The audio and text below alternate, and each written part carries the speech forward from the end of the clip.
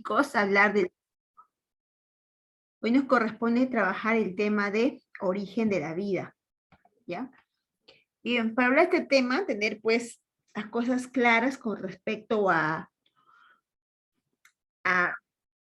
diferentes teorías que se han presentado. Nosotros cuando escuchamos, por ejemplo, teorías evolutivas, teorías de origen de la vida, o sea, son varias teorías, pero ten en cuenta algo. Yo antes también tenía ese pequeño concepto de error, que creía que las teorías evolutivas eran igual que las teorías de origen de la vida, pero sin embargo no es así. Hay dos ramas de estudio conocido como la filogenia y la ontogenia, que quiero que quede bien clara esta parte, pues apúntalo. La ontogenia estudia el origen evolutivo, el origen de todo, ¿no? Y la filogenia estudia ya la evolución en sí, ¿no?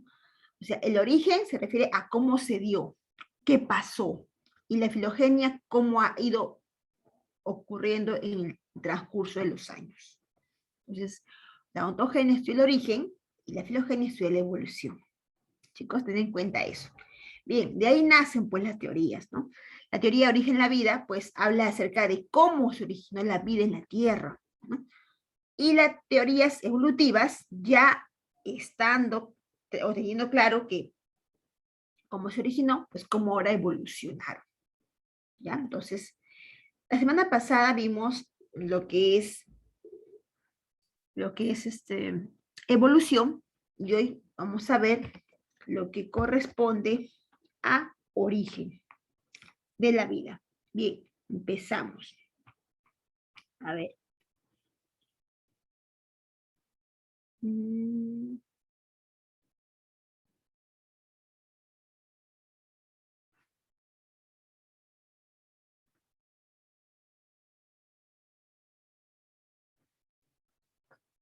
Un ratito, un ratito, un ratito.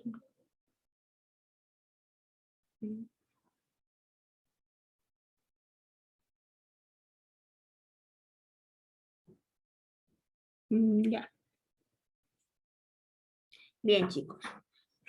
Vamos a hablar entonces acerca de la generación espontánea. Empezamos la teoría de generación espontánea. La teoría de generación espontánea viene con un pensamiento vitalista.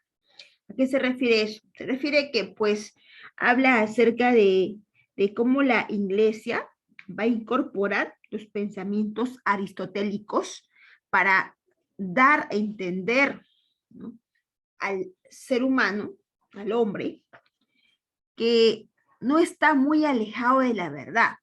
Por ejemplo, el aporte que hizo Aristóteles en estas teorías de origen de la vida fue que él hablaba de una fuerza vital que le daba vida a lo inerte. Y además hablaba de la entelequía, ¿no? Entonces la iglesia, aprovechando este concepto, ¿no?, dio a entender de que este personaje llamado Aristóteles no estaba muy alejado de la verdad, ¿no? Porque decía, bueno, en su pensamiento vitalista, decía, ok, sí, tiene razón, hay una fuerza vital, ¿no? Y la iglesia pues lo llamó, es un soplo divino, aprovechándose del concepto, ¿no? Y la entelequía o entelequia era el alma. Entonces, como que acercó sus conceptos para que las personas puedan creer, ¿no?, en base a lo que le estaba hablando. Recuerda que en esos tiempos de Aristóteles, hablamos de 384 a.C., este personaje era muy reconocido por sus aportes en ciencias. Sin embargo, tuvo muchos errores en cuanto a las teorías, de origen de la vida, que luego van a ser refutadas, ¿no?, cambiadas.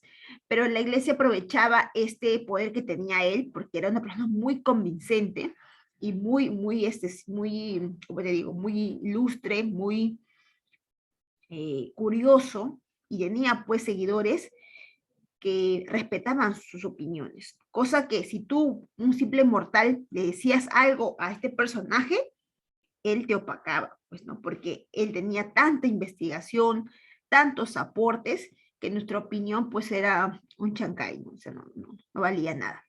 Entonces, era casi imposible que alguien venga y le diga, oye, te has equivocado, así no es, imposible, porque él era muy respetado. Pero mira lo que te voy a decir ahora. Vamos a leer esta parte, dice. Aristóteles pensaba que los seres vivos podían surgir del barro y materia en descomposición. Ejemplo, cocodrilos, mira acá, cocodrilos surgiendo de tronco en descomposición en el agua. O sea, él decía que cuando este árbol cae, el tronco al caer en el agua iba descomponiéndose y formaban cocodrilos. Tú miras que Miguel lo respetaba, sí, así lo respetaba. Por muchos años, sus pensamientos así de simples y pareciera ingenuos, que no tenían sentido, eran respetados. Las personas decían que sí, así fue, y tenían seguidores.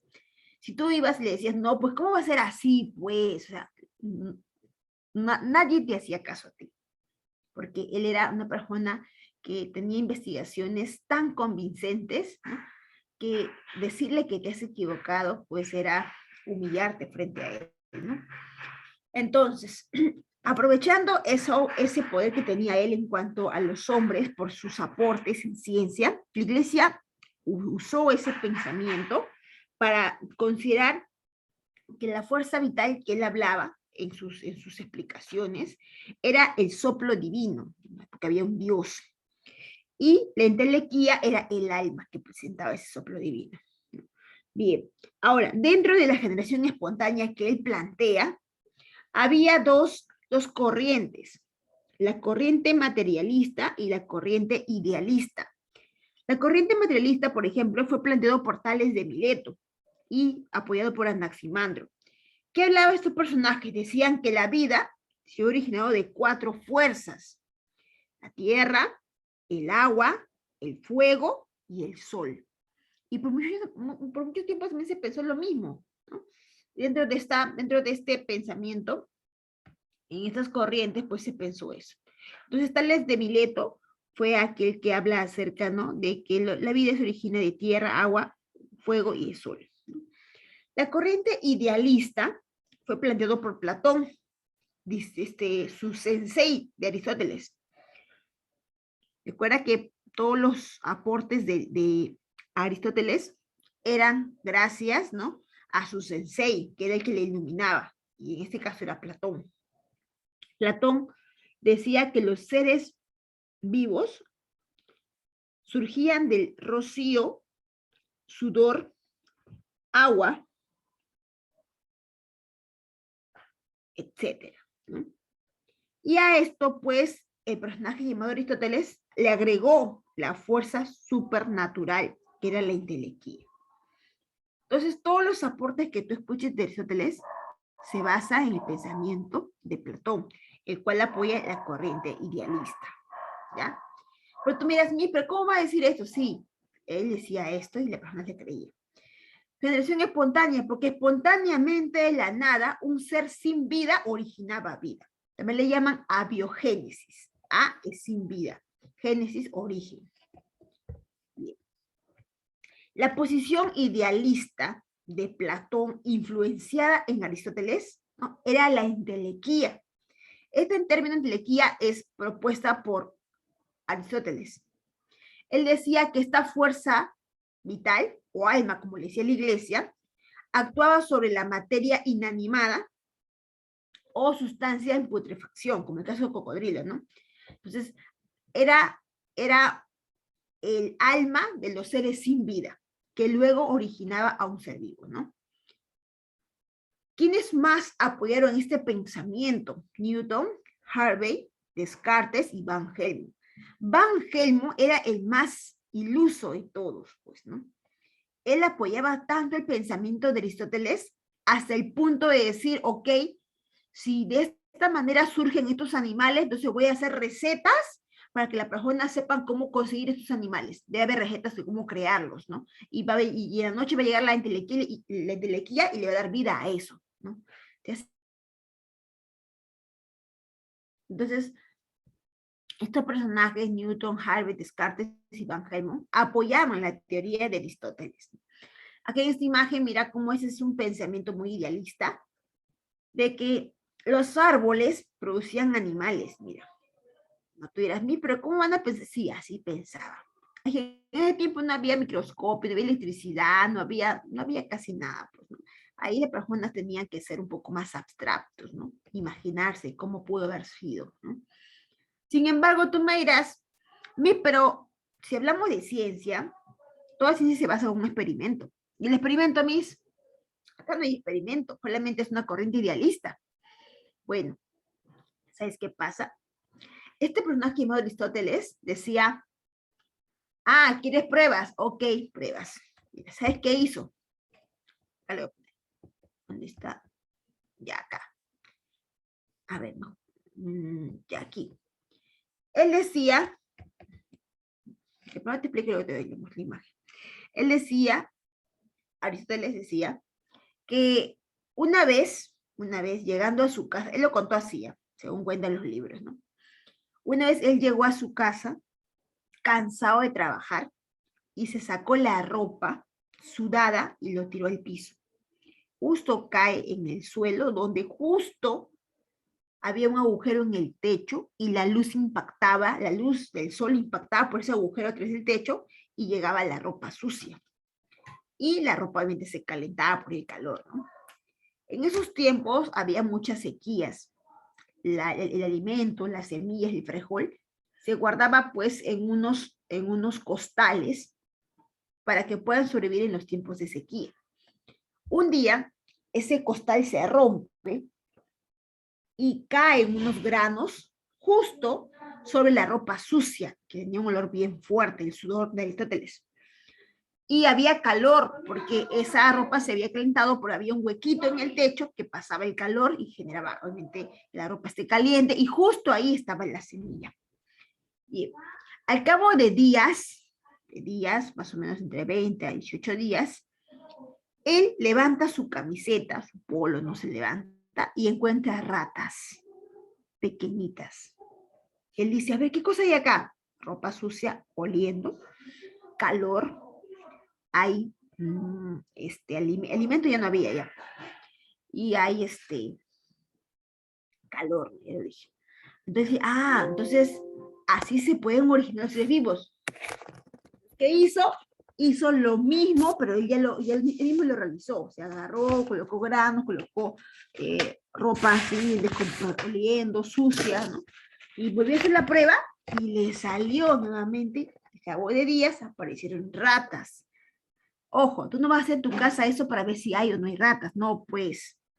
¿Sabes por qué ahí había ratas? Porque ellos guardaban todo su alimento en lugares, ¿no? Le colocaban como una especie de repisas y colocaban todo su alimento, y ese tiempo, pues, ratas abundaban, porque ellos guardaban sus alimentos durante mucho tiempo y las ratas venían a comerse las semillas. Por eso había ratas. Las ratas siempre buscan lugares donde sea el olor desagradable, calor, ¿no? Y sobre todo buenas condiciones para parir. Entonces, justo siempre se daba como cuando él decía, ¿no? Decía, de acá van a aparecer ratas, y verdad aparecían ratas. Las personas le creían porque en verdad podían ver, y ahí está aplicando su experimentación. De manera simple, pero ahí está aplicándolo. Entonces, un día aparece John Needham en 1745. Él planteó también la generación espontánea, pero él lo planteó con microorganismos. Needham agarró un caldo y lo hirvió. Cuando hirvió el caldo, lo enfrió, y en el caldo no había nada, no había microbios. Acá ya había microscopio, por ejemplo. En este tiempo ya había microscopio. Analizó la muestra del caldo frío y no había nada. Lo dejó abierto por unas horas y volvió a analizar el caldo y encontró microorganismos que se movían en el microscopio. Entonces dijo, entonces llegó la entelequia al matraz y le dio vida al caldo, y del caldo originaron microorganismos. Wow, entonces la fuerza vegetativa, decía él, ¿no? Del aire, que traía consigo la entelequia para darle vida al caldo y así originar microorganismos. Entonces, él apoyaba la teoría de Aristóteles, ¿no? Diciendo que la generación espontánea también se aplicaba para microorganismos, O sea que podía existir seres vivos en el agua, no visibles al ojo humano, pero era una fuerza vital que le daba vida al caldo para originar microorganismos. Entonces, por ejemplo, ¿no? No sé si te ha pasado alguna vez que tu mamá prepara una sopa, ¿no? Y luego lo deja enfriando y tú de acá a 3 días te acuerdas que había un montón de sopa, abres la sopa y está todo espumando ya. No es magia. ¿Qué cosa es? Recuerda que las partículas o microorganismos se reproducen también por esporas. Y estas esporas viajan en el aire. Cuando llegan a un recipiente, a un lugar, pues se empiezan a descomponer. Pero yo nunca he visto, claro, que no se ve porque son partículas muy, muy pequeñas que llegan hasta la sopa y empiezan a descomponer. Por eso es que la sopa se descompone. Pero ahí no hay una fuerza vital que le haría lo inerte, no.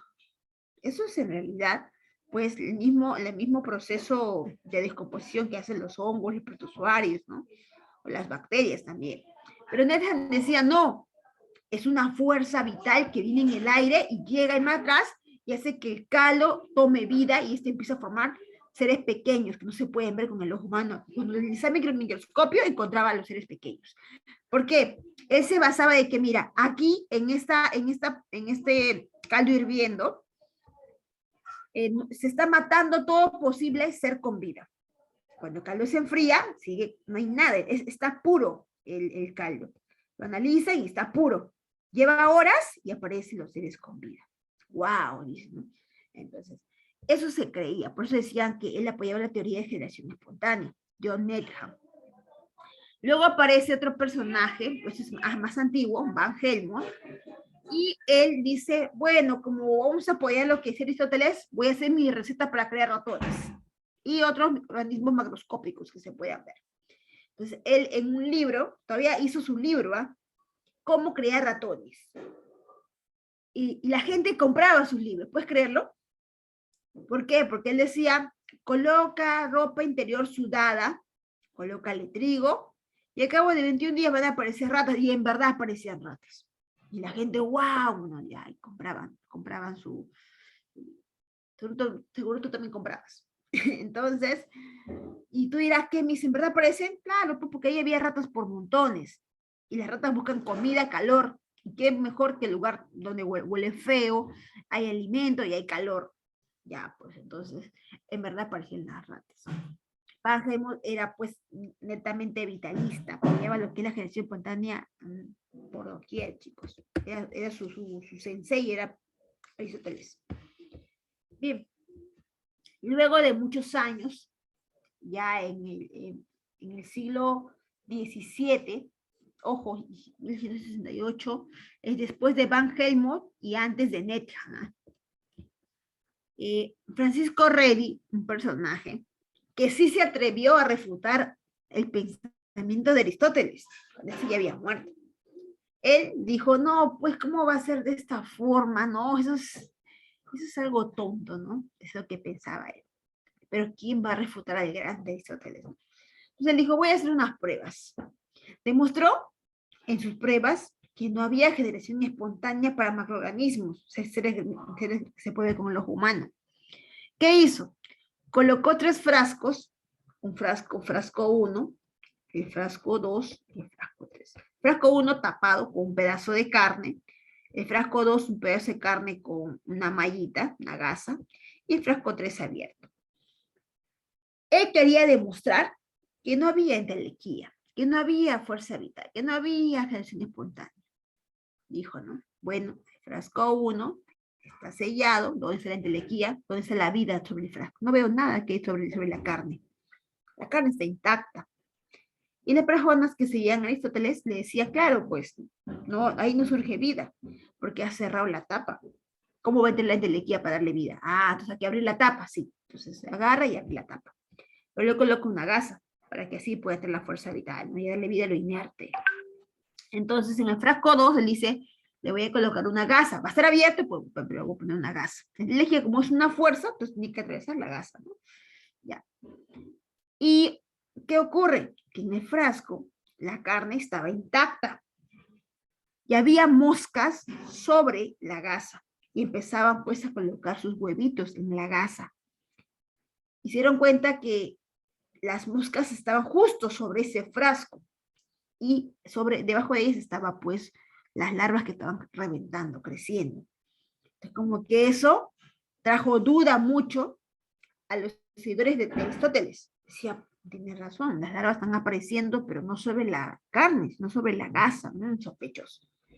En el tercer frasco lo deja abierto y las larvas no estaban en la gasa, porque no había gasa, sino estaban sobre la carne. Es decir, que esas moscas originaban a las larvas. No salían larvas de la carne, sino eran las moscas que lo producían, porque eran sus crías.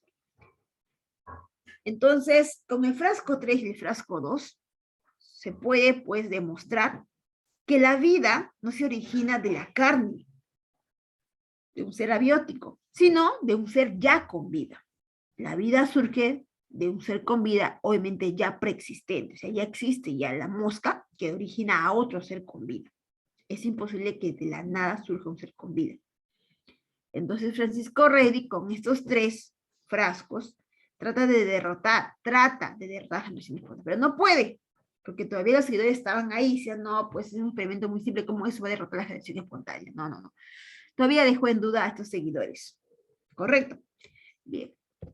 Luego aparece Lázaro Spallanzani. Pero antes quiero ver cómo estás comprendiendo. A ver, chicos, ¿cómo vamos? ¿Estás despierto, dormido? A ver, dime, ¿cómo vamos? ¿Se está entendiendo o no se está entendiendo? A ver, chicos. Todo claro, Miss. Sí, por ahí los demás, chicos, respondan por el chat, chicos. ¿Sí? ¿Vamos bien? ¿Sí? Ahí estoy poniendo un poquito de mi swing, chicos, para que se despierten. Lo que pasa es que hay algunas clases, estos temas, por ejemplo, son temas como historia, ¿sí? ¿No? Y yo les comento que a mí no me gusta el tema de historia. Nunca me gustaba historia, chicos. Yo soy pésima. Pero me gustaba como algunos profes lo cuentan bien, explican bien mi calima, ¿no? Bueno, yo soy más biología, pero esta parte es un poquito de historia, un poquito ahí. Igual les muestro un video como para que se cierren todas las dudas ahí. Al final muestro un videito, chicos, no se preocupen. ¿Ya? Igual qué cosa pueden preguntar. ¿Ya? Entonces ya estábamos con qué personajes ya hemos visto, nombré a Tales de Mileto, a Anaximandro, nombré a Platón, Aristóteles, nombré a Needham, nombré a Van Helmont, nombré a Redi, Francisco Redi, que es la teoría de la generación, teoría de la biogénesis que está, y ahora voy a nombrar a Lázaro Spallanzani. Ojo, apunten los nombres. Lázaro Spallanzani, en el año de 1769, mira este año, 1769. ¿A quién está cerca? A a Needham, ¿verdad? Está cerca a Needham. Mira, Lázaro Spallanzani hizo algo parecido a Needham. También calentó un caldo vegetativo, mira. Al igual que Needham, mira, ahí está, ¿no? Y pues aquí estaba puro, no había microorganismos, y ahí luego cuando se enfrió aparecieron. Ya. Hasta ahí es el de Needham, ¿verdad? El de Needham, ya. Ahora, ¿qué hace? Se supone que ese caldo, la entelequia entró y le dio vida al caldo y formó microorganismos, ya. Entonces, ¿qué hace? Este caldo, hace una suposición, ¿no? Algo así, y lo vuelve a hervir, mira, lo vuelve a hervir. Y lo cierra herméticamente, o sea, bien sellado. Cuando analiza, el caldo se enfría, ¿no? Y está puro, no hay organismos. Se sigue enfriando y sigue puro. Verás, pero está cerrado, pues supuestamente los seguidores de Aristóteles tienen que van a decir que esté abierto para que es de la entelequía, supuestamente, ¿no? Claro, pero él lo abre y sigue puro. Sigue puro. Entonces todos dicen, pero ¿por qué está puro, no? Va a pasar horas y va a aparecer, claro que va a aparecer, pero una vez, supuestamente si estos seres vivos están aquí, el momento que hierve el caldo debe volver a aparecer, pero no vuelven a aparecer porque está sellado. Pero cuando se abre, se encuentra puro. ¿Te das cuenta? Entonces, Lázaro Spallanzani no logra refutar la generación espontánea, pero da a entender que si cerramos bien el caldo, herméticamente cerrado, no hay generación espontánea, porque acá no va a encontrar microorganismos. Eso es Spallanzani. Luego aparece el gran Louis Pasteur. Mire el año, 1861, en el siglo XIX. este personaje, ¿sí? Va a derrotar la generación espontánea. Completamente. ¿Qué hace? Este personaje lo que hace es calentar el caldo vegetativo en un matraz, pero le da una forma de cuello de cisne al matraz. Mira acá, Luis Pasteur acaba definitivamente con la generación espontánea. Calentó el caldo vegetativo en un matraz, ahí está, cuello de cisne, y demostró que los organismos provienen del aire contaminado y no del caldo vegetativo. Mira, vierte en el caldo, pero vierte en el matraz el caldo, genera un cuello en el matraz, hierve el caldo, y los polvos y microbios ingresan con el aire y se retienen aquí en el cuello. Luego, ¿qué hace? El matraz vertical, así vertical, va a mantener al caldo pues sin microorganismos, pero si lo volteo un poquito, esos microorganismos van a caer y van a contaminar el caldo. Y el caldo sí se va a poder encontrar microorganismos. Pero si rompemos el matraz, el cuello, este caldo lo vamos a ver puro. Todos dicen, pero ¿por qué no lo tapó? Es que si se lo tapaba, no cumplía con la generación espontánea. Porque los seguidores de Aristóteles decían, tiene que estar abierto para que entre la entelequía. Ah, ok, abierto. Ahí se lo dejaba abierto. Ahí está abierto. Entonces que entre la entelequía. Lo dejaba abierto. Pero ¿sabes qué pasa? Que el dejarlo abierto, sí entraban microorganismos, pero se quedaban reunidos en el cuello. Mira, acá se quedan en el cuello. Entonces, con esto, dice, ok, vamos a cortar el cuello. Ahí estaban todos los microorganismos y el caldo estaba puro. Cuando analizan esto y encuentran que en el cuello había microorganismos y el caldo estaba puro, se entiende que por ese huequito llegó el aire, que no era la entelequía, era el aire contaminado con estas esporas, ingresaron al matraz y como hay una curva, no pudieron seguir avanzando, que aquí se dan todos los microorganismos, el caldo se mantenía puro, estéril puro. Entonces, y luego cuando doblaba, se contaminaba. Ah, eso quiere decir que en el cuello se quedaban organismos que llegaban del aire, no del caldo. Con esto, con este experimento, Luis Pasteur derrota la generación espontánea. Y no se habla más de generación espontánea. Con el simple matraz, con cuello de cisne, se derrota esta teoría. Yo te pregunto, si Luis Pasteur apoya la biogénesis, al igual que Lázaro Spanazzani y Francisco Redi, con estos experimentos que realizaron de los caldos, del frasco con carne, todo esto permitió explicar cómo se origina la vida. A ver, ¿qué me dices? Normalmente las teorías sirven para concretar algo, explicar algo. Pregunta, con la biogénesis, ¿qué lograron explicar ellos? A ver, son 3 aportes que he nombrado: Redi, Spanazzani y Luis Pasteur. Según lo que te he explicado, dime tú, ¿qué crees que ellos aportaron en su teoría de la biogénesis? ¿Para qué les sirvió? A ver, ¿lograron decir, la vida se originó así? ¿Eso lograron? A ver, leo por el chat.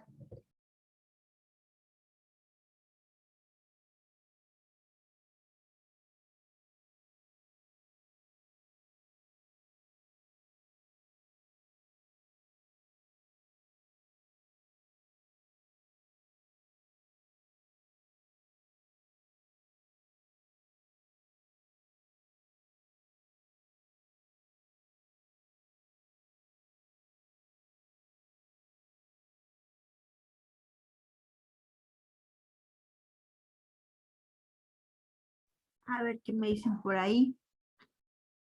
Para conocer la formación de los microorganismos, ya. Para saber de dónde provienen los microorganismos, ya. Pero ojo, las teorías de origen de la vida tratan de dar respuesta de cómo se originó la vida en la Tierra.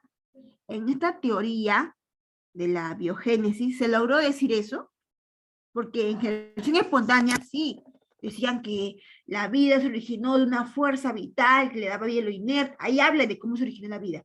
Aquí, en esta teoría, ¿se logró eso? ¿Sí o no? No se logró. Claro, no se logró. ¿Pero qué sí se logró? Saber, acá hay una frase muy importante, pregunta en misión. ¿Eh? Se logró entender que la vida no surge espontáneamente, sino son los seres con vida capaces de originar vida, no hay de otra. ¿Ok? Los seres vivos se originan de los mismos seres con vida. Entonces, hay que tener en cuenta eso. Uno, la biogénesis derrota la generación espontánea, decía Pasteur, y otro que se llega a entender de que la vida surge de otro ser persistente. No puede haber vida de algo espontáneo, de algo sin vida, sino de algo que ya tuvo vida. ¿Ya? Bien, entonces eso nos apoya, en eso nos apoya Pasteur. Bien, seguimos. Seguimos.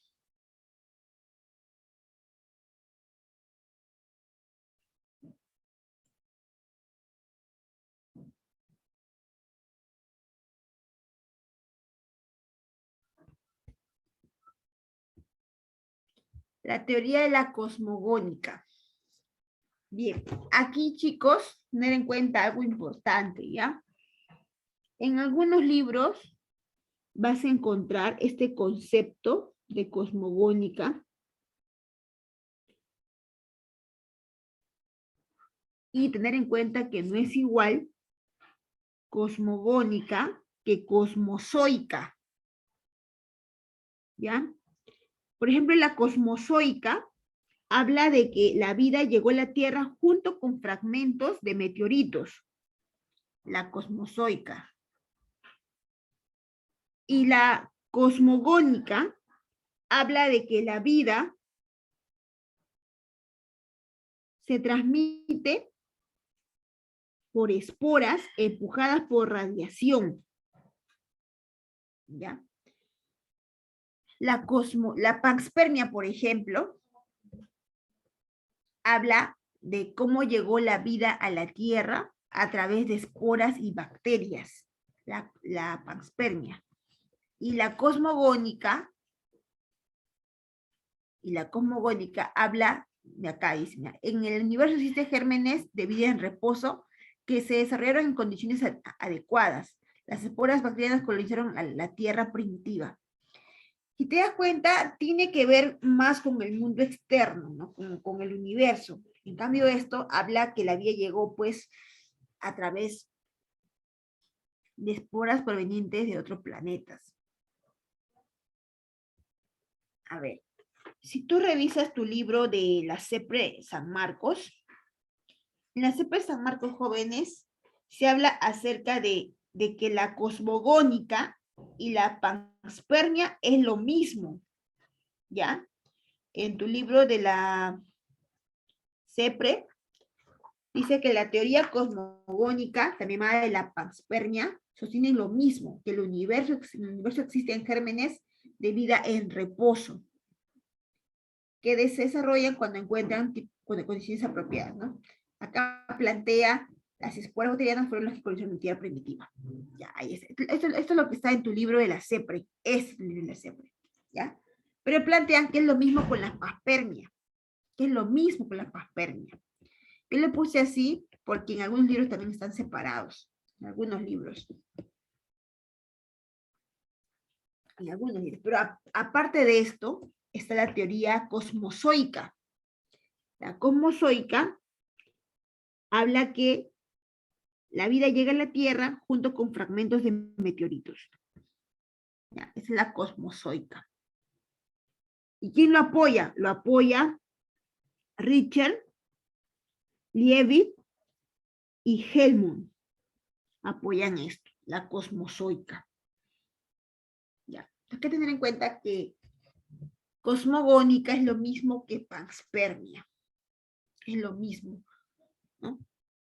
Lo diferente es la cosmozoica, que habla acerca de los fragmentos de meteoritos que trajeron consigo, pues, seres para que puedan invadir la Tierra y evolucionar. Bien, esto es hablar de panspermia también. En el universo existen gérmenes de vida de reposo que se desarrollaron en condiciones adecuadas. Las esporas bacterianas colonizaron la Tierra. Dice acá, Svante Arrhenius es el representante de esas dos teorías. La misma es, ¿no? Panspermia o cosmogónica. Dice que la vida llega a la Tierra, la vida llegó a la Tierra primitiva en forma de esporas y bacterias provenientes del espacio exterior de otro planeta. Pero esta teoría, por no tener, pues, formas experimentales para explicarlas, simplemente no tuvo mucha relevancia. Las limitaciones para que la teoría salga a la luz o sea muy conocida era que el medio interestelar, en ese caso, pues era poco favorable para que surja vida. Otro, los meteoritos causan calor y combustión, y cuando llegan a la Tierra, pues puede destruir toda la espora que esté llegando con ella. Entonces, es imposible que haya sido de esa forma. Entonces, aquí aparece un personaje conocido como John Becquerel, que decía, no, pues, ¿cómo va a ser eso posible? No se puede, porque él tenía que experimentar para que se pueda creer que en verdad la vida llegaba con esporas bacterias de otro planeta. Si hoy en día tú buscas en Google la teoría de la panspermia, ha vuelto a aparecer, está en vigencia. Esto fue refutado, porque todos le decían, a ver, si la vida llegó a la Tierra por esporas y bacterias, ¿tú cómo sabes que había vida fuera del planeta Tierra si nadie se ha salido del planeta Tierra? Ah, pero ahora sí, en la actualidad sí. Hay medios, transporte para salir del planeta Tierra y puede darse a conocer si en verdad ocurrió de esa forma. Pero antiguamente, año de 1908, no se podía, pues. Entonces, si todavía no había tantos avances, no había mucha investigación. Hoy en día sí. Entonces, esa teoría puede entrar en vigencia nuevamente, porque ya hay los medios para corroborar, hacer esa experimentación, si ya ocurrió así o no ocurrió así, ¿no? Entonces, las limitaciones son, pues, formas de explicar de por qué o del cómo esa teoría no pudo pasar a más, no pudo ser más relevante, ¿no? Tuvo sus limitaciones. Por eso es que la teoría aparece y desaparece, pero hoy en día ha vuelto a aparecer, porque ya hay pruebas que podrían, pues, dar a entender que fue así como decía Svante Arrhenius. ¿Ya? Bien, pasamos a la teoría quimiosintética, también conocida como la teoría de la biogénesis. Esta teoría fue propuesta por Alexander Oparin y John Haldane. Oparin, que es el más reconocido aquí, habla acerca de que la vida se originó a partir de la aglomeración de componentes químicos. Él decía eso. Pues le llama teoría de la biogénesis. Bueno, biogénesis le llaman así porque se origina la vida, ¿no? Pero quimiosintética porque se sintetiza a partir de componentes químicos. Por ejemplo, él hablaba acerca de una tierra primitiva. ¿Qué es una tierra primitiva? La tierra primitiva es una tierra donde no había atmósfera, no había capa de ozono, no había oxígeno, no había vida en la tierra. Él decía eso, era la tierra primitiva, pero lo que sí había era mar, había agua, y había muchos gases. Los gases que más abundaban ahí era el metano, era el amoníaco, era el CO2, era ¿qué más? El vapor de agua, porque recuerda que al no haber capa de ozono, hay también dióxido de azufre, aquí está el dióxido de azufre, que se liberaba en los volcanes. Ya que no había capa de ozono, la radiación que impactaba del Sol a la Tierra era tan fuerte, ya que no había capa de ozono, era la misma potencia que llegaba acá a la Tierra, caía sobre el agua, y el agua, el mar, era como una sopa hirviendo. él lo llamó sopa orgánica, Oparin. Decía que todo ese calor que llega a la Tierra como el capa de ozono, pues calentaba el mar era como una sopa hirviendo. Y las radiaciones UV, que atravesaban también, pues, en este caso, la Tierra, porque no había otras capas, impactaban sobre estos gases que caían al agua. Era tanto el impacto de la radiación sobre estas moléculas que al caer en el agua, hacía que el agua empiece a aglomerar estas moléculas, estas partículas, formando un primer ser vivo de aglomeración, y lo llamó coacervado. Esa aglomeración trajo como resultado la formación de aminoácidos. Los aminoácidos en conjunto forman proteínas y según Oparin se desarrolló a partir de ello pues los famosos coacervados. Los coacervados son los seres con vida que se originan por primera vez, ¿no? Según Oparin en la Tierra. Ya, los coacervados. Estos coacervados eran anaeróbicos porque no había oxígeno en ese entonces. Eran heterótrofos, ¿no? Pueden sobrevivir a altas temperaturas y poco a poco estos empiezan a liberar gases. Por ejemplo, oxígeno. Y se va formando la capa. Mira cómo acá, oxígeno, oxígeno, oxígeno. Y empieza a formarse la capa de ozono. Al formarse la capa de ozono, la radiación UV ya no impactaba tanto, ya que la capa de ozono reducía su potencia y a la Tierra llegaba solamente un calor necesario. Ya no era hirviendo, sino ya era un calor un poco reducido, ¿no? Entonces, ¿qué ocurrió? Ocurrió que ya había pues más capacidad evolutiva.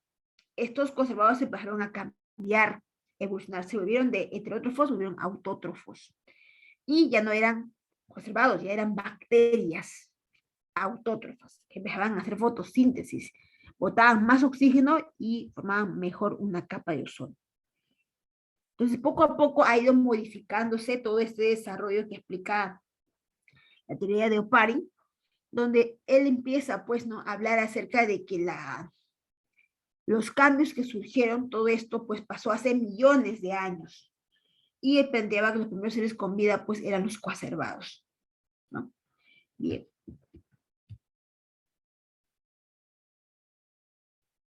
Mira esa imagen. Proteínas, agua, formaban a los coacervados, ¿no? Los primeros seres que invadían la Tierra eran los coacervados. Bien. Ahora, ¿sabes qué pasó? Toda esta aplicación que ves aquí, Oparin lo explicó de esa forma, algo así. Pero las personas decían, ¿y el experimento? ¿Cómo sé que en verdad fue así? Esa estaba en su libro. A ver, entonces, él no pudo explicar todo eso en un experimento. Entonces, ¿qué hizo Miss? No hizo nada. Aparecieron dos personajes llamados Miller y Urey. En el año de 1953, Miller y Urey decía, vamos a probar lo que dice este personaje, pues, Oparin. Vamos a probar, a ver si en verdad funciona. Ellos simularon las condiciones de la Tierra primitiva y de ese entonces, colocando en un instrumento que también elaboraron metano, amoníaco, agua e hidrógeno. Los metieron a descargas eléctricas, ahí está, ¿no? Eléctricas, como simulando que eran los relámpagos que llegaban en la Tierra primitiva. Empezaron a hacer una simulación de todo lo que ocurría en la Tierra. Supuestamente era la Tierra. Ahí estaba el menaco, amoníaco, hidrógeno, vapor de agua, estaba todo ahí. Entonces, simularon todo ese experimento y en vez de radiación le colocaban electrodos, que representaba también pues a los relámpagos. Le daban un enfriamiento también por ratos, ¿no? Y pues manejaban un concepto de que esto era la Tierra y le sometían a su temperatura y radiación, supuestamente como fue, según lo que contaba Oparin. ¿Ya? Bien. Cuando acabaron todo esto, después de tantas descargas, ¿sabes qué encontraron? Encontraron aminoácidos. Formaldehído, ácido acético y cianuro. todo eso encontraron en este experimento. Mira, de metano, amoníaco, hidrógeno y agua, apareció el aminoácido.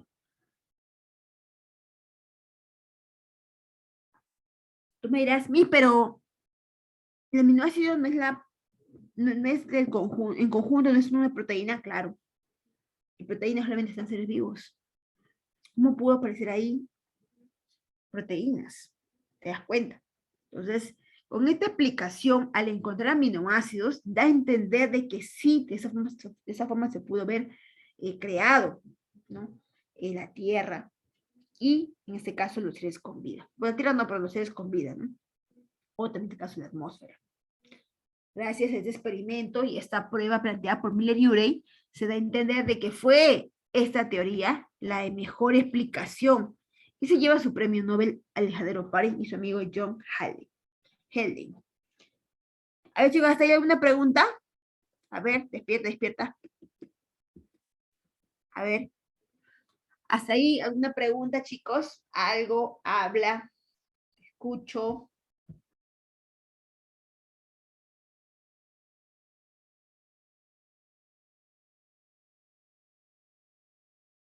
A ver. Todo claro, ¿sí?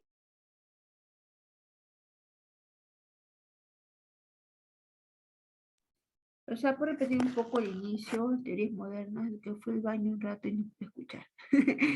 Ya, teorías modernas es la cosmogónica y la paspermia, que en sí para San Marcos es la misma. Si tú ves el libro de San Marcos, la teoría esta de acá, cosmogónica y paspermia es la misma en sí. Porque en la cosmogónica dice que en el universo existían gérmenes de vida en reposo que desarrollan en condiciones adecuadas, ¿no? Dice, las esporas bacterianas colonizaron la Tierra. ¿Qué más?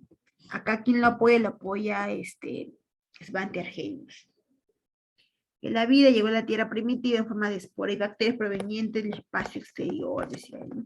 De otro planeta. Y así, ¿no? Sus limitaciones fueron de que no pudieron comprobar esto y además de que en ese tiempo pues el medio interestelar era poco favorable para la vida.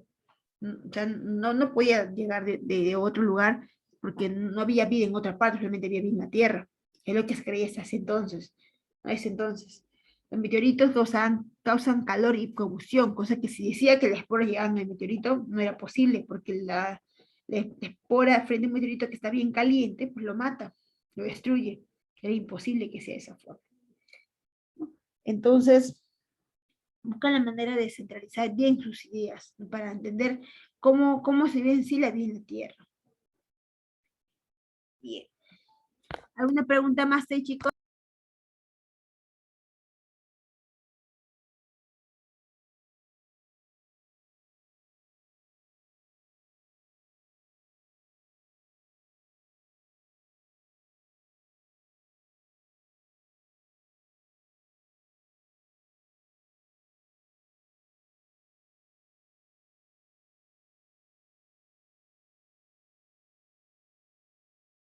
Bien, chicos, vamos a hacer un videito. A ver, un momentito. Vamos a hacer un videito para resolver esto.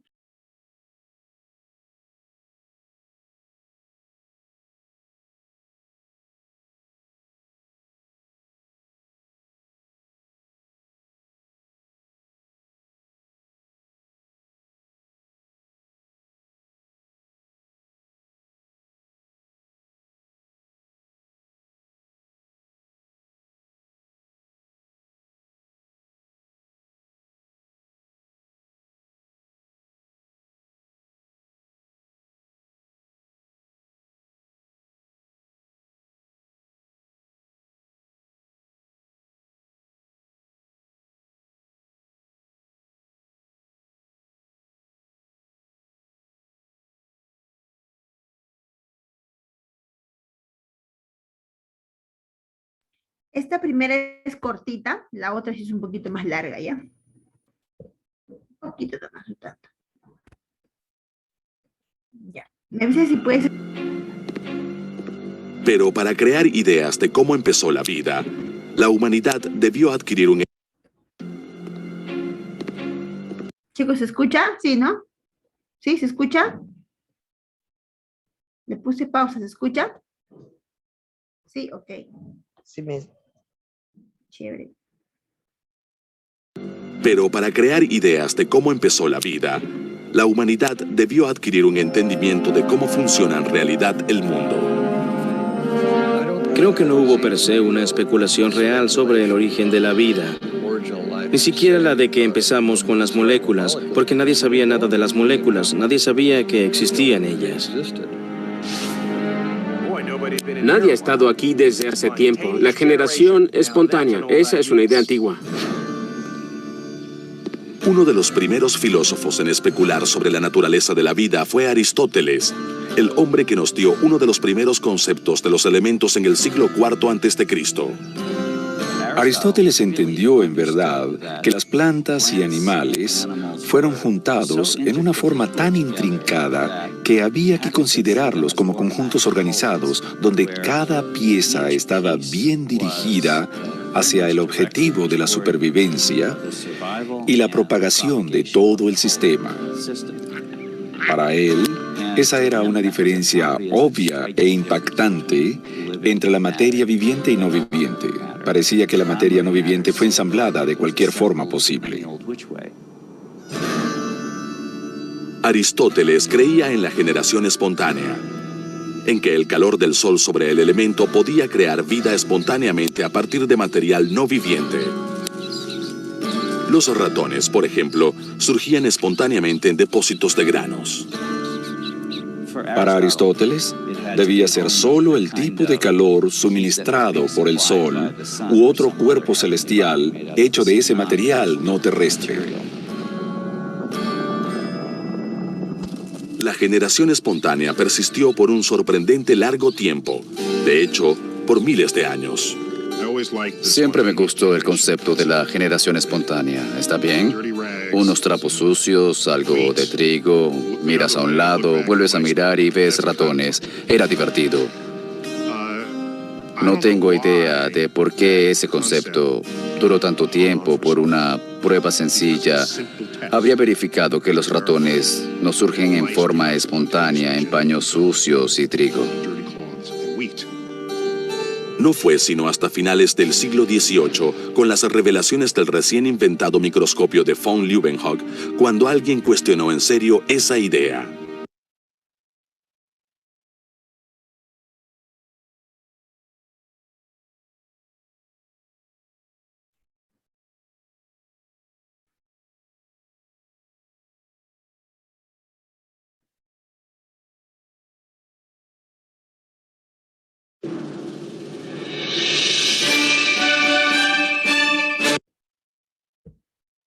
Bien, chicos. Creo que me pasé un poquito el tema. A ver. Ya, esa es una parte nada más. Quiero que vean este video de aquí. Esto sí ya es netamente toda la teoría de las que hemos visto. Aquí está un ratito. Un segundo. A ver. Aquí está. Aquí está.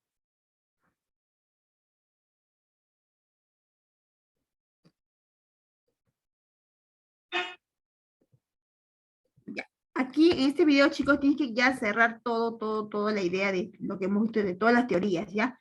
Pero los nombres son importantes, todos los nombres para que puedas recordar los nombres, ¿ya?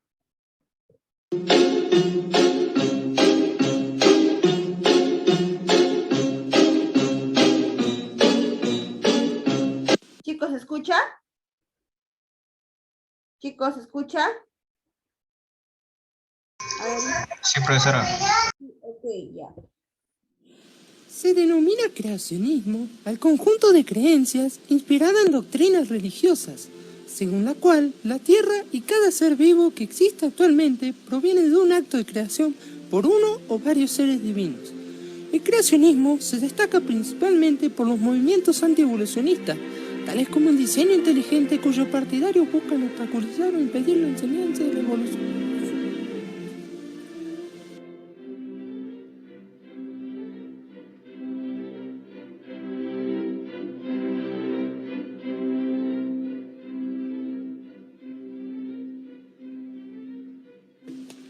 Esto lo comprueba definitivamente. No hay ninguna duda. Los seres primitivos como las ratas y los insectos provienen de dos ramas. Aquellos obtenidos por trato venéreo y aquellos obtenidos por la degradación de materia. Y lo más impresionante, son iguales ambos.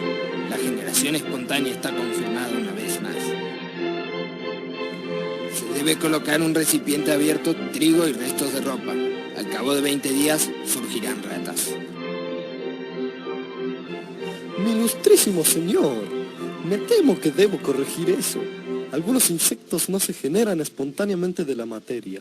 He realizado varios experimentos cuyos resultados publicaré en mi libro de 1668. Experimentos acerca de la generación de los insectos. ¿Sí? ¿Qué pasó? Miss, Dime, Miriam. Miriam. Miss, Dime, Miriam. Chicos, ¿se escucha?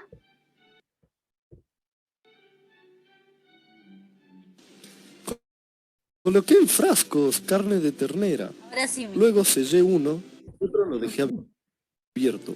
Al cabo de unos días, en el frasco sellado no había señal de moscas en su interior, mientras que en el abierto sí había. Llegué a la conclusión de que quizá en el frasco sellado, al no haber aire, no habría permitido la creación de la vida, así que decidí hacer un segundo experimento. Este consistía en colocar carne de ternera nuevamente. Tapé el frasco con una tela mosquitera y una gasa y lo dejé unos días en reposo. El resultado: había moscas en el exterior del frasco, pero no en el interior, y en la gasa había huevos de las mismas. Lo que me permitió concluir que las moscas nacían de sus propios huevos y no se generaban a partir de la carne en descomposición. Sus conclusiones me parecen un tanto dudosas. Yo mismo realicé un experimento similar. Coloqué caldo de carne en varios recipientes y no los tapé correctamente. A los días vi que se habían formado colonias de microorganismos, por lo que concluí que se generaban espontáneamente. Eso es erróneo. Yo realicé el mismo experimento que usted, pero tapando los frascos correctamente y prolongando el tiempo de calentamiento. Luego de unos días analicé la muestra de carne y no había ningún microorganismo. Eso es porque usted destruyó la fuerza vital de los mismos al recalentarlos y quitar la entrada de aire. Ya no podrá surgir nada de ese caldo de carne. ¡Esas son patrañas! Al tiempo, volví a analizar las muestras ya destapadas y descubrí que habían aparecido colonias de microorganismos. ¿Qué sucedió ahí? ¿No había destruido la fuerza vital? En recipientes sellados no aparecen microorganismos, pero cuando se los abre, al tiempo vuelven a surgir. Lo único que destruyó al tapar los caldos son las esporas de las bacterias. Eso es muy extraño. ¿Estás seguro de que lo que dice es verdad?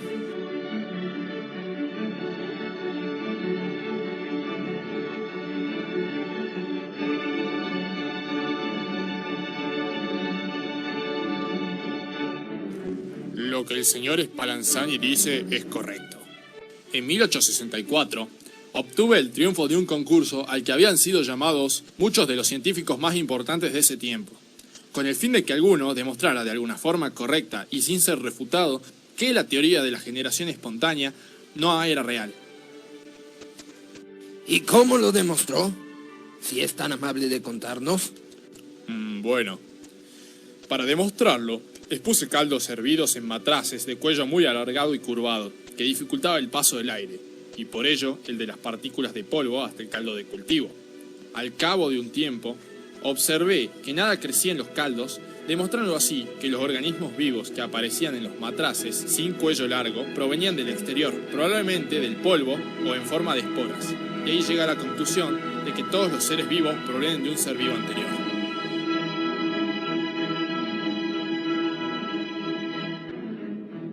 Respetable idea, señor Pasteur. Pero su teoría expresa que siempre existieron seres vivos en la Tierra, cosa que creo dudosa, y que no termina de explicar el origen de la vida en la Tierra. ¿Cómo dice? Quizás tenga razón, pero ¿qué otra explicación tendría el origen de la vida en la Tierra? Bueno, muy simple. Antes, hace millones de años, la Tierra era muy extraña si la comparamos a la actual. No existían seres vivos y sus condiciones eran diferentes. Los recién formados mares y continentes eran afectados por la radiación, la energía calórica y eléctrica, lo que causó cambios en la materia inorgánica. Ajá. ¿Y cómo surgió vida de esas extrañas condiciones? La teoría quimiosintética de Oparin expresa que es posible que la vida haya surgido a partir de estas condiciones, por una serie de reacciones químicas que solo podría haber ocurrido en este ambiente, generando materia orgánica y luego de un tiempo, vida. ¿Y cómo puede demostrar esto? Como dije, es difícil de realizar, pero para comprobar esta teoría yo hice un experimento que consistía en un tubo que contenía estos gases, similares a los existentes en la atmósfera temprana de la Tierra, y un balón de agua que imitaba el océano. Unos electrodos producían descarga de corriente eléctrica dentro de la cámara llena de gas, simulando los rayos. Dejamos que el experimento prosiguiera durante una semana entera y luego analizamos los contenidos del líquido presente en el balón. Encontramos que se habían formado varios aminoácidos espontáneamente a partir de los materiales inorgánicos simples. Bueno, es un poco extraño e inusual, pero quizás es posible. Sí, quizá lo es, pero estoy convencido de que así se pudo haber originado la vida. Si no, ¿de qué otra forma podría haber sido?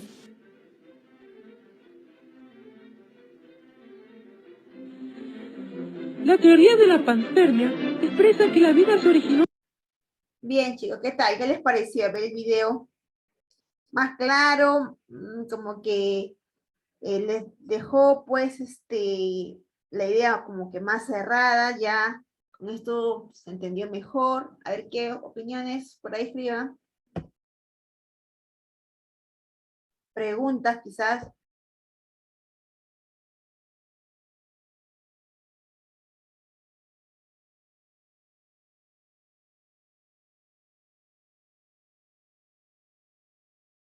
El video más claro, ¿verdad? Ahora sí se entendió todo a mí con el video. Claro, el video está un poco más dinámico. Lo que voy a hacer es compartirles el enlace, chicos, del video, para que lo puedan ver. Esta parte de la teoría son tantas que nos pueden confundir, ¿no? Entonces, lo que yo te recomiendo es que primero se lee, como hemos visto en las diapositivas, ¿no? Que es la parte teórica, y ya cuando ellos mismos lo cuentan, como que ya parece, se ve un poco más, más real a lo que ocurrió, ¿no? Entonces, por ello les voy a compartir el enlace del video. Lo voy a compartir con Miriam para que ella les pase, creo que tienen ustedes un WhatsApp, para que les pase y puedan verlo a la vez que ustedes desean. Todo lo que hablan ellos, en cuanto a las fechas, no se guían mucho por las fechas, pero las fechas son variables, son aproximados. Guíense por el aporte, qué aportes son los que hacen, ¿no? Y quién refuta a quién, es también eso, es importante. Y quién apoya a quién, también es importante. Bien, voy a hacer unas preguntas, a ver, me vas a responder, y luego pasamos a la dirigida del material. ¿Ya? Ya. A ver. La corriente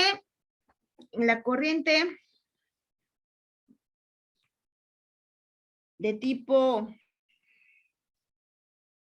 idealista es planteada ¿por quién? A ver, ¿quién plantea la corriente idealista, chicos? Donde el personaje llamado Aristóteles, pues se basa, ¿no? A ver, chicos, ¿quién plantea la corriente idealista? Platón, claro, plantea Platón. Y de ahí surge, pues, ¿no? Las dudas las curiosidades de Aristóteles. Por eso que Platón es su sensei, ¿no? Siempre cuando hablamos de este personaje Platón, tener en cuenta que su seguidor era Aristóteles. ¿Ya? Por eso es que él tiene todas estas curiosidades de saber por qué se originó la vida, y por qué esto, por qué otro, porque él era su sensei. Pregunta, en la corriente materialista, donde decía que la tierra, agua y fuego, y el sol, era el origen de la vida, ¿no? ¿Quién es el principal seguidor? en la corriente materialista. A ver, te escucho.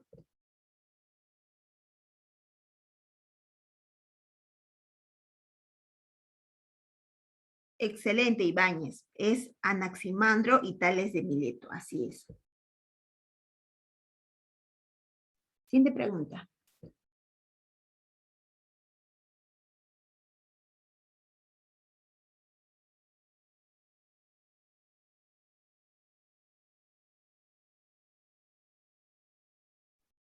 ¿Quién fue el personaje que se atrevió a vender recetas para hacer ratones? A ver. Apoyando la teoría de generación espontánea.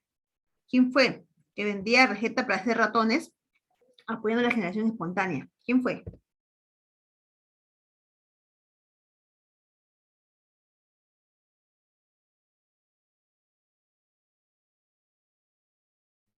Así es, fue Van Helmont. Así es, Van Helmont. Pregunta. ¿Quién volvió a hacer el experimento? Escúchame.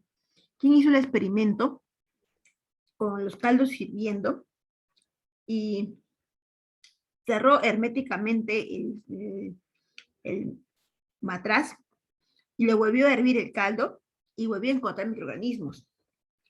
¿Quién fue? Selló el caldo hirviendo. ¿Quién fue?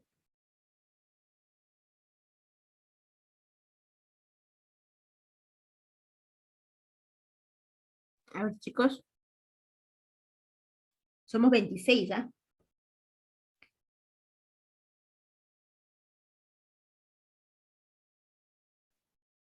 Claro, fue Spallanzani.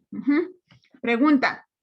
Antes de esto, antes de Spallanzani, hubo alguien que también hizo el experimento con caldos, pero él tenía el caldo abierto y nunca lo cerró. ¿Quién fue?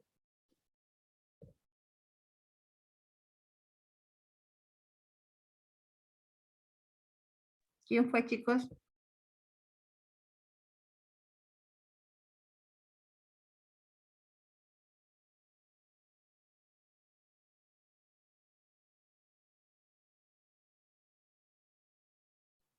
Así es, fue Needham. Chicos, hemos visto varios nombres. Tales de Mileto, Anaximandro, Platón, Aristóteles, Van Helmont, Needham, Spallanzani, Redi, Pasteur, Miller, Urey, Oparin, ¿no? Y hay que recordar todos los nombres, chicos. Yo sé que son muchos nombres, pero si repasas constantemente, vas a poder recordar todos los aportes de cada uno. Cada uno tiene un aporte importante para este tema de origen de la vida. Ponte a repasar. Yo sé que mañana pasado te olvidas. Mira el video para que recuerdes.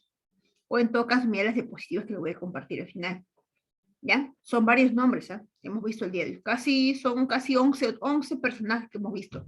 En el video solamente salen unos cuantos, pero sí son más personajes, que los nombré en clase, ¿no? Bien. Última pregunta para pasar a la dirigida.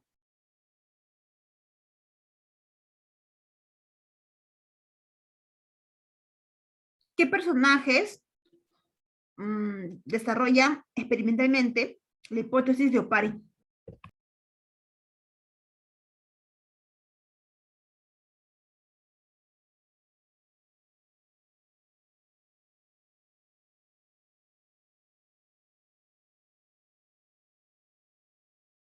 Son dos.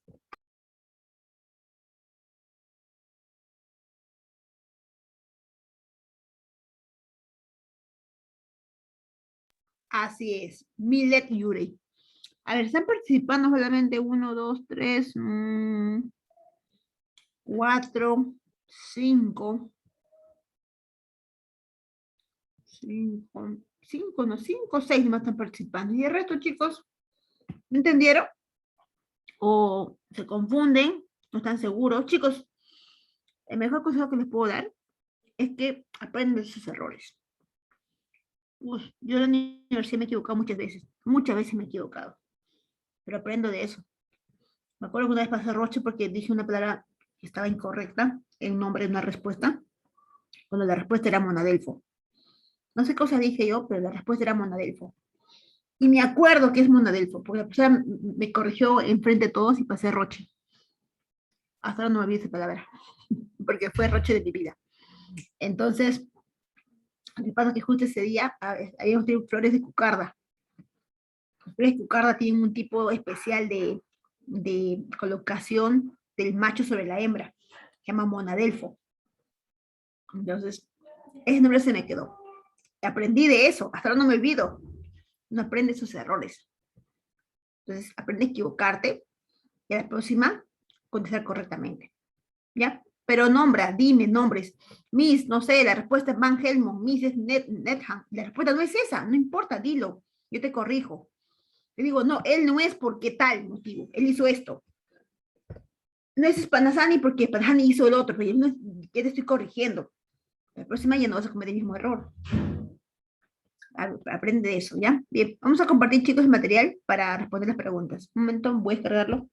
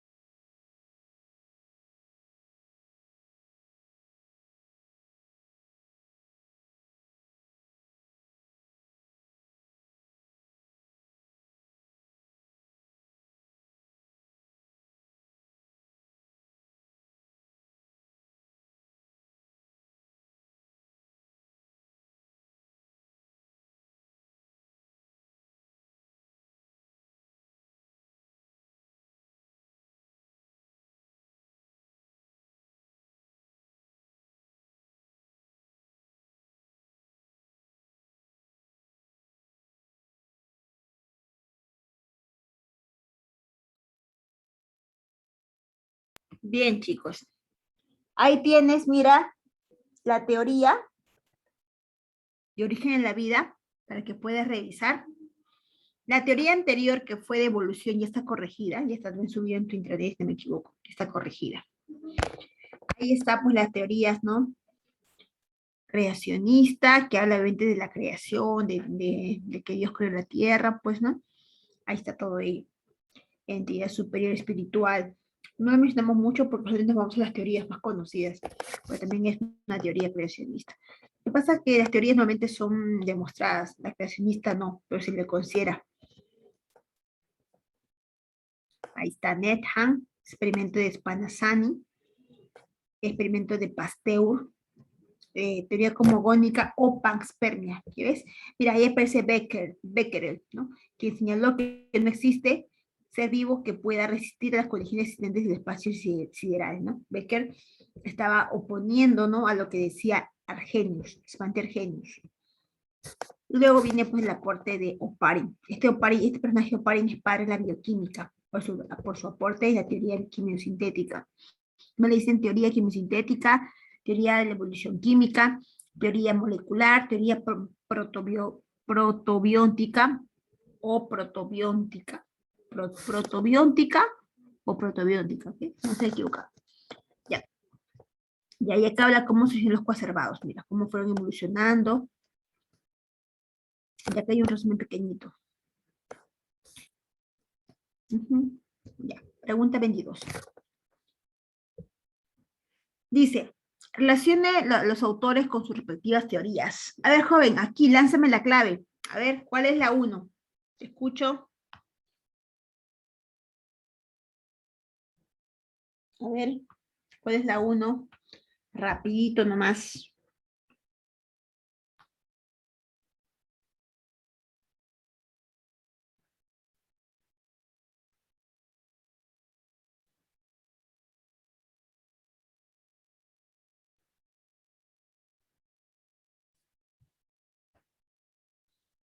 A ver, chicos, la 1, ¿cuál es la respuesta?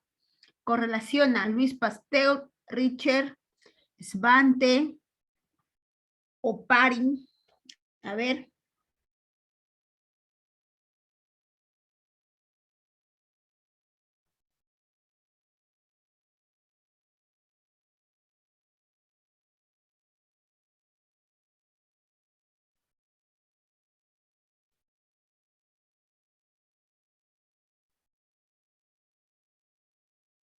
Por ahí me dice, Miss, la clave es la D y la A. A ver, vamos a ver.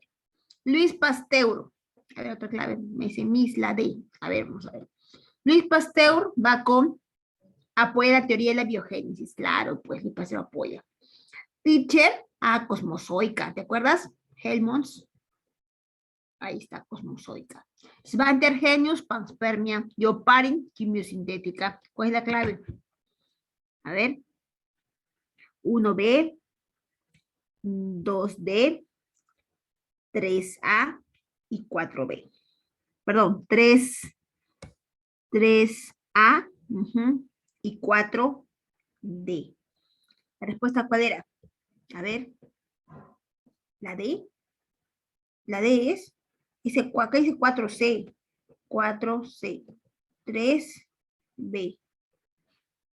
Perdón, 3A. Está bien. Está bien, chicos. La 4. Estaba viendo mal. Yo estoy sin los lentes. Ya, muy bien. 1 es la respuesta, la D. Muy bien. Pregunta 2 dice, Oparin denominó a los acúmulos proteicos capaces de realizar intercambio de materiales con el medio. A ver, acúmulo, ¿quién le decía acúmulos proteicos? ¿Te acuerdas? A ver qué dice el resto. Ojo, Oparin.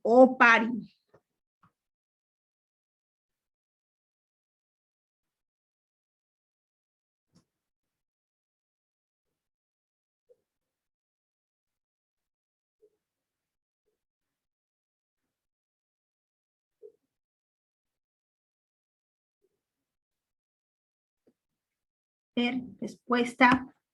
Claro, la respuesta es coacervados, ¿verdad? Así es. 2 sería coacervados. 3 dice, cierta teoría acerca del origen de la vida tiene el inconveniente de que no resuelve el problema inicial de cómo surgió la vida, sino que se limita a pasar la responsabilidad de su origen a otro lugar del espacio.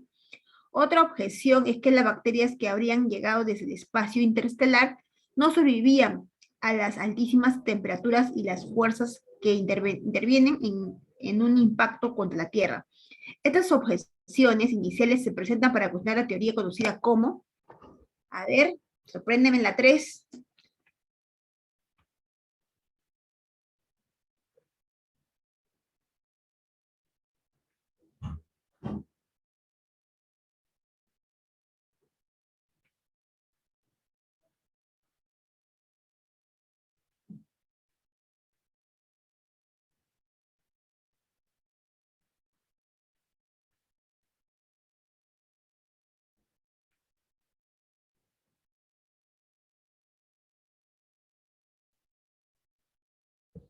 A ver, por ahí me dice mis 3 la A, ¿estará bien? El resto que dice, pongan el número y la clave, chicos, no pongan solamente la letra, pongan también el número.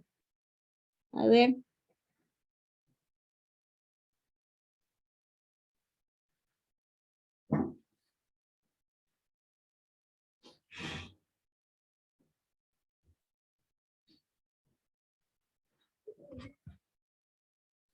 La A, ¿verdad? Claro. ¿Cómo me di cuenta que es la A? Mira, aquí dice, mira. Acá dice, mira. La teoría no resuelve el problema inicial de cómo surgió la vida, sino que se limita. O sea, quiere decir que no del todo puede creerse de que es así. Ya que hay objeciones, ¿no? De que era imposible que las bacterias o las esporas hayan llegado a la Tierra, ya que en el espacio interestelar las temperaturas son tan altas, acá dice, tan altas, que el impacto contra la Tierra pues no sobreviviría, ¿no? Entonces, todo esto aquí, ¿de quién me está hablando? De la teoría de la panspermia. La panspermia, jóvenes, habla del espacio, que hoy en día sí podría tener validez, sí tendría validez. Hoy en día sí, por todo esto que ya pues hay naves espaciales y todo eso, entonces ya se puede saber si en verdad existe esa teoría, ¿no? Claro que es una teoría simplemente, ¿no? Pero bueno, sí se puede poner en experimentación. 3, la A. 4. Van Helmont seguro. Van Helmont estaba seguro que los granos de trigo almacenados en un recipiente y en un lugar adecuado podían generar ratones similares a los que se originaban por medio de la reproducción sexual. Estas ideas se corresponden con la teoría de la que, a ver,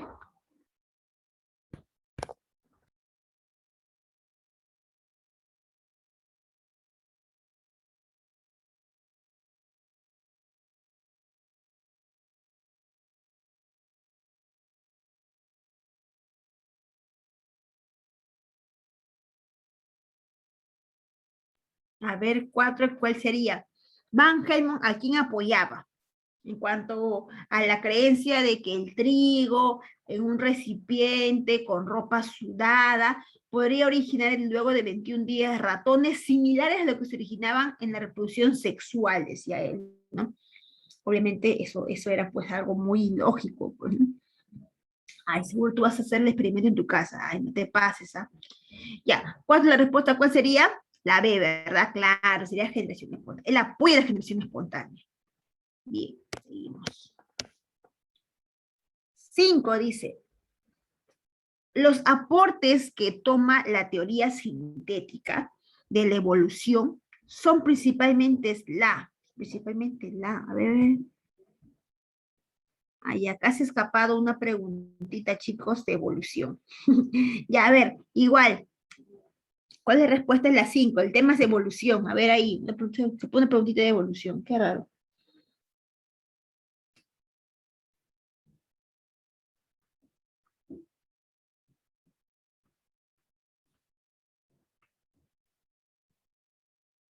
A ver, la 5, chicos.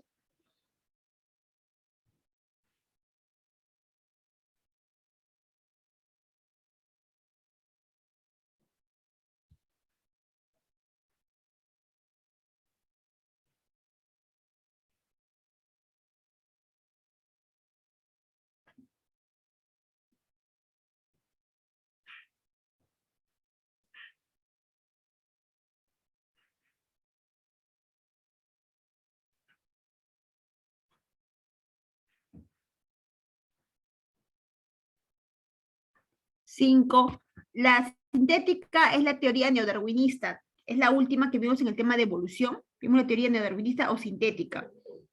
Aquí la respuesta es, te dije que en teoría sintética se daba 3 aportes, ¿te acuerdas? La darwiniana, más los aportes de leyes mendelianas y genética moderna. Entonces aquí, ¿cuál podrías marcar? A ver, la letra, ley, uso y el desuso de Lamarck. No, ellos no apoyaban el pensamiento de Lamarck para nada. La respuesta es la D, selección natural de Darwin y genética mendeliana. Sabes que en ese tiempo Mendel y Darwin era promoción, ¿no? O sea, estaban en el mismo, casi la misma edad, eran contemporáneos, sino que cada uno estaba en lugares distintos. Por eso que nunca se pudo escuchar los aportes de Mendel, porque Mendel no era conocido, era un simple monje. En cambio, Darwin sí ya tenía aportes, tenía libros, investigaciones. Por ello es que Darwin pudo basar su teoría también en los aportes de Russell Wallace. En cambio, en los aportes de Lamarck nunca, porque Lamarck sus aportes no eran conocidos, ya que no era científico. Lo presentó, pero nunca le dieron importancia. Hasta después que muere y aparece Hugo de Vries y vuelve a reactivar sus investigaciones. Bien. 6. El ruso Alexander Oparin fue quien descubrió que era posible generar membranas lipídicas carentes de vida después de diversos experimentos. Logró producir gotas con un elevado nivel de biomoléculas aislados del medio acuoso, mediante una membrana primaria. A dichas gotas le dio el nombre de...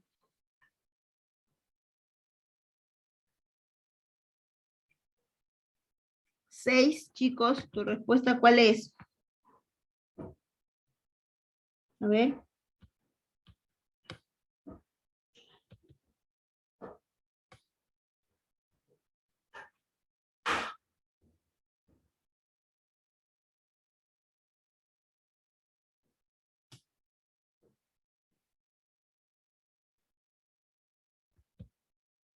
Chicos, la 6.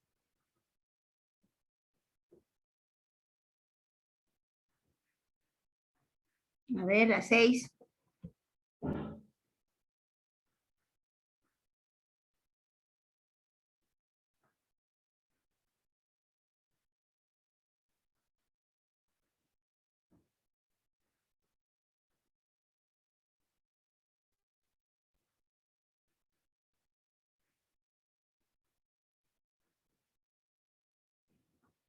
Los coacervados, ¿verdad, chicos? Son los coacervados. Ya, son los coacervados.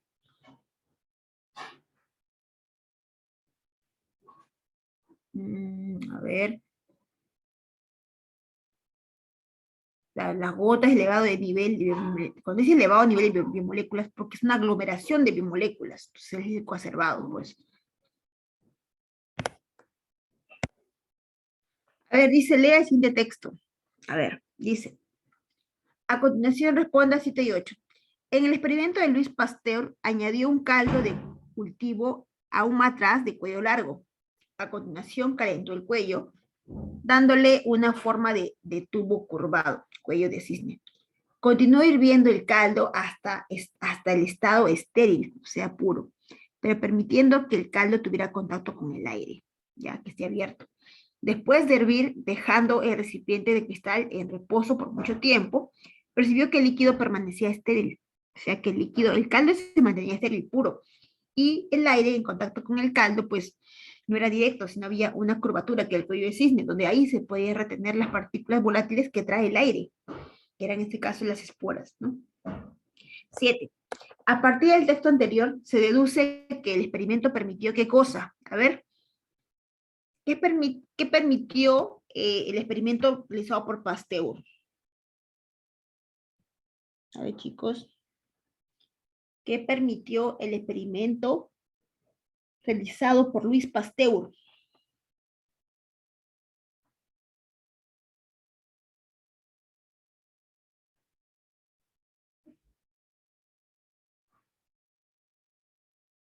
A ver, dice la B, la A, la B y la A me han dicho.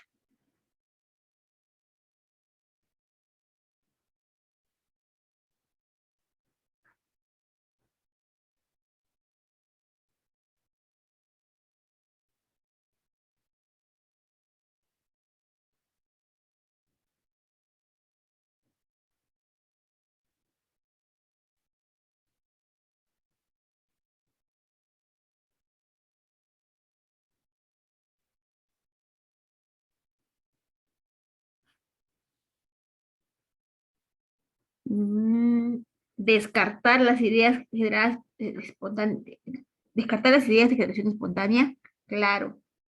Afirmar la existencia de fuerza vital, no pues, chicos, ¿cómo va a afirmar? No, su teoría de Pasteur no era para afirmar, era para refutar, para decirle pues que no es así, de esa forma como ellos creen, ¿no? Sino que hay una vida preexistente para originar otra vida. No hay una vida de la nada, no se origina la vida de la nada, sino de un ser con vida, que ya existe. 7, la respuesta es la B, ¿ya? 9. En el experimento de Pasteur, ¿por qué los microbios no se desarrollaron en el caldo dentro del matraz cuello de cisne? A ver, en la 8, en el experimento de Pasteur, ¿por qué los microbios no se desarrollaron en el caldo dentro del matraz de cuello de cisne? A ver, te escucho.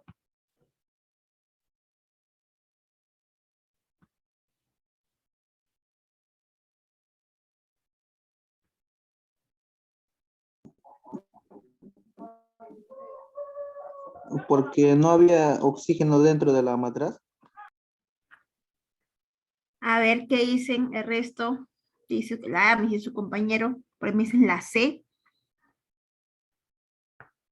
A ver, en el experimento, en el video se vio y también se vio en la diapositiva de que Pasteur precisamente hizo que el matraz tenga cuello de cisne por una razón, no lo hizo por las puras. Ese matraz con cuello de cisne tenía una finalidad, era que el matraz permaneciera abierto, sí, para que cumpla la generación espontánea, pero que cuando pase el aire entre al matraz. Esa es la finalidad, que entre el matraz. Pero cuando el aire entra al matraz, como hay una curva, en esa curva se retienen algunas partículas hacia abajo por la gravedad. Y cuando va ascendiendo, difícilmente la espora va a ascender para entrar justo al caldo. No se va a poder. Entonces, los microbios quedaron atrapados en el cuello de cisne.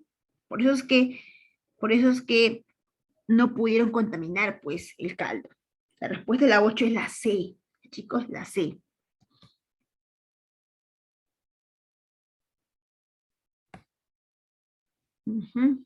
Claro, por eso es que no encontraron microbios en el caldo, porque todo se quedó en el cuello. 9 dice, Van Helmont estaba seguro que los granos de trigo más... sí, se está repitiendo, chicos. Esa es generación espontánea, se está repitiendo. 9 es la letra B, generación espontánea. ¿Ya? Bien. 10 dice, Francisco Redi realizó el siguiente experimento. Colocó una víbora muerta, un pescado, un trozo de carne de ternera en frascos. Lo cerró y selló. En los frascos colocó los mismos componentes, pero los dejó abiertos. Los resultados fueron muy interesantes. En los frascos cerrados y sellados no había gusanos, aunque su contenido se había podrido y olía mal. En los frascos abiertos, en cambio, se veían gusanos y moscas que entraban y salían.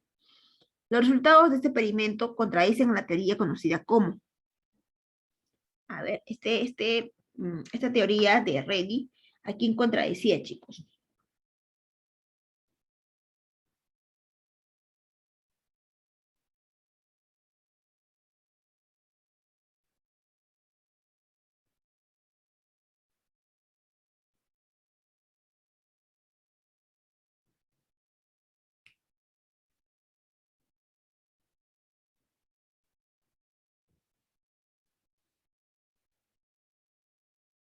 A ver, claro, ¿no? Bien, a ver, otras respuestas, 10. Otras respuestas que dicen por ahí.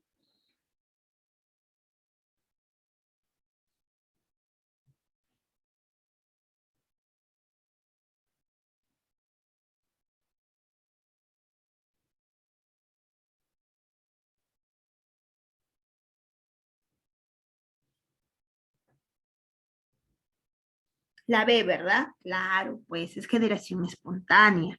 Así es. En ese caso, pues Francisco Redi, su principal su teoría de biogénesis es pues negar todo lo que decía la generación espontánea, ¿no? Que no había fuerza vital, no había eso, ¿no? Jóvenes, si te das cuenta que al negar todo eso de fuerza vital, entelequía, estás negando en parte a la iglesia, porque la iglesia apoyaba el pensamiento de Aristóteles al punto de decir que la entelequía era un alma, le daba vida, ¿no? A lo inerte, como cuando uno dice que de la tierra, de polvo nacimos y polvo volveremos, ya, de ahí nace generación espontánea, ¿te das cuenta? Porque es de la nada. Pero biogénesis está refutando. Por eso es que la ciencia y la iglesia pues no tienen, en este caso, no tienen del todo, no comparten sus ideas. Por ejemplo, hay personas que son ateas, ¿no? Que no creen en la existencia de Dios, aunque quien te habla sí cree, yo sí creo, pero sin embargo yo tengo amigos que no creen en esto, ¿no? No creen en la creación, ¿no? El creacionismo sí existe en teorías, bueno, no está comprobado, pero sí está planteado como creacionismo, como que hay un ser supremo, ¿no? Que crea pues toda la vida, ¿no? Y de ahí nace lo que es generación espontánea. Pero sin embargo de la biogénesis parte del pensamiento que no es así, realmente que tuvo que ser un ser vivo que origine otro ser vivo. En cambio, en Opari se junta ambas, porque dice de componentes químicos surge. Tampoco está refutando lo que dice generación espontánea ni biogénesis, sino que él te explica de manera más real, porque en verdad somos formados por componentes químicos, es la verdad, pero sin tocar otras teorías, sin otras teorías, te explica su punto de vista, Oparin, ¿no? Bien chicos, ¿alguna pregunta hasta aquí?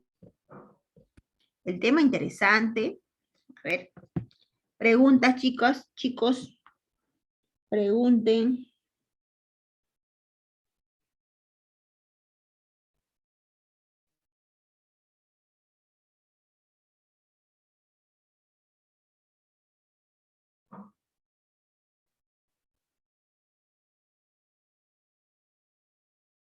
A ver, no hay. Un tema muy bonito. Ok. Mis quedaría repasar. Sí, chicos. Y repasar bastante, ¿eh? Bastante. Ahí tienes, justo te estaba compartiendo, ahí está, aquí está el material. Justo estaba viendo eso con la encargada de digitación. Quería que el material esté así incompleto, para que ustedes puedan un poco más. Claro que lo que te explico no está así igualito, ¿no? Pero sí, la idea está ahí. Si quieres hacer un poquito más, agarra este libro, agarra este material, léelo, pues agarra tu libro de CEPRE, otro libro, ¿no? Porque hay más conceptos. Lo principal ya lo sabes. ¿Quieres investigar más a fondo? Lo puedes hacer también. Aquí está la información, lo principal. Todo esto que es acá es cómo evolucionan los coacervados. Todo esto que ves acá. Toda esta hoja es cómo evolucionan los coacervados. Cómo se da su evolución. Cómo llega hasta ser bacteria. Ahí lo van a poder revisar y entender mejor. Bien. Preguntas por ahí. Si deseas preguntar. A ver. Preguntas. No hay preguntas. No.